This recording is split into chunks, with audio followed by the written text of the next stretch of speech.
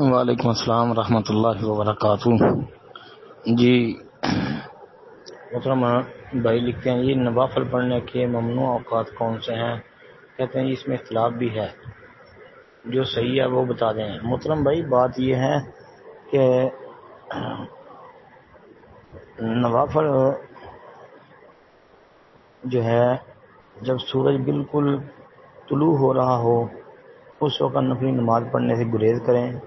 اسی طرح جب سورج بالکل غروب ہو رہا ہو اس وقت نفلی عبادت کرنے سے اجتناب کریں۔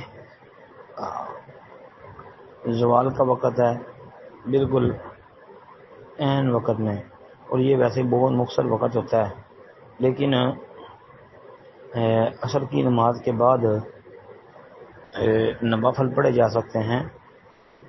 ممانت جو ہے وہ بالکل سورج کے غروب ہونے کے ساتھ ہے کہ جب بالکل سورج غروب ہو رہا ہو، رنگت اس کی بدل جائے تو اس وقت نماز نہ پڑھیں نفلی۔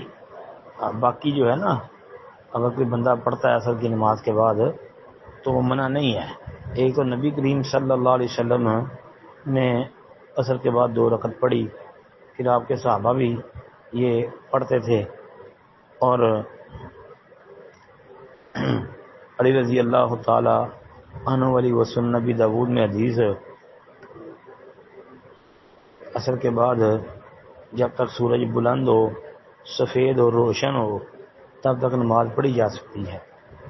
وہ بھی حدیث اس بات میں بین دلیل ہے، اس لیے عصر کے بعد جو ہے وہ نماز پڑھی جا سکتی ہے۔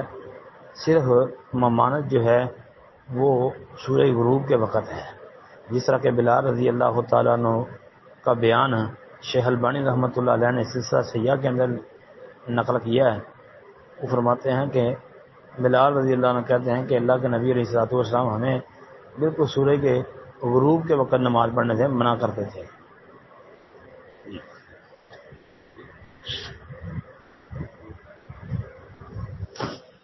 باقی اس کے علاوہ کوئی وقت مثلا کوئی نفلی نماز ہے بندہ پڑھ سکتا ہے انشاءاللہ، کوئی حرج والی بات نہیں۔ اور عصر کے بعد 2 رکعت پڑھنے کے حوالے سے کئی دفعہ میں نے جواب بھی دیا ہوا ہے۔ جی السلام علیکم ورحمۃ اللہ۔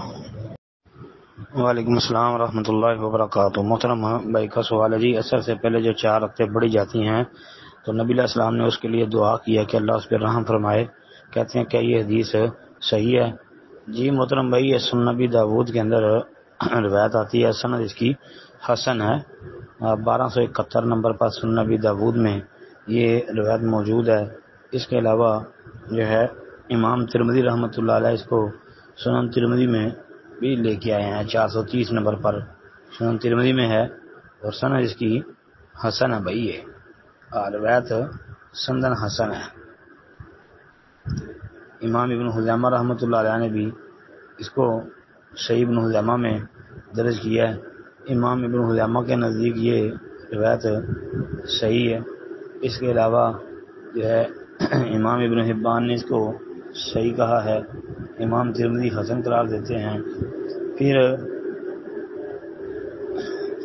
یہ والی جو روایت ہے اس کے متعلق محققین اہل علم کی رائے کہ یہ حسن روایت ہے۔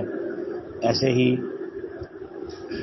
امام بغوی رحمۃ اللہ علیہ نے بھی شرح و سنہ میں اس کو حسن کہا ہے، تو حسن ثابت ہے روایت۔ اب بس یہ ہے کہ بندہ مستقل جو اس پر عمل کرتا ہوگا وہ یہ فضیلت حاصل کر لے گا۔ السلام علیکم ورحمۃ اللہ۔